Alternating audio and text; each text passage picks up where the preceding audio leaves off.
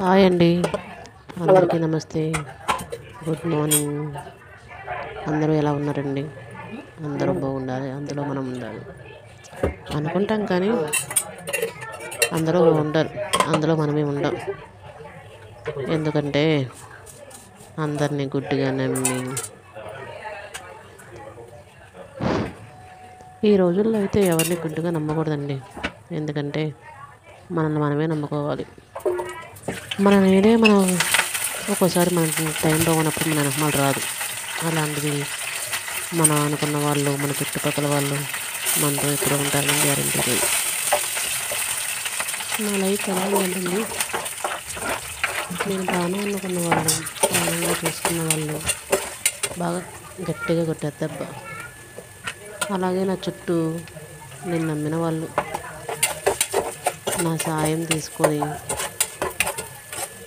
నాతో ఎంతో ఇదిగా పనులు చేయించుకుంటూ నన్ను గుడ్డిగా నమ్మించి వాళ్ళు అంతకన్నా గట్టిగా కొట్టారు.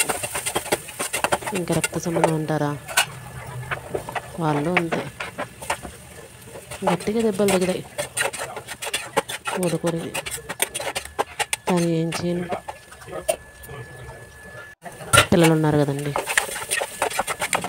వాళ్ళకంటూ వాళ్ళ భవిష్యత్తు తీర్చిదిద్దే కోసం ఉండాలి కదా. అన్నీ తట్టుకొని వాళ్ళ కోసం ఈరోజు ఇంకా ప్రాణాలతో ఉన్నాను. చాలా చాలా గట్టిగా తగిలాయి, కానీ మీరు మాత్రం జాగ్రత్తగా ఉండండి. మనం అనుకున్న వాళ్ళ దగ్గర, మన చుట్టుపక్కల వాళ్ళ దగ్గర,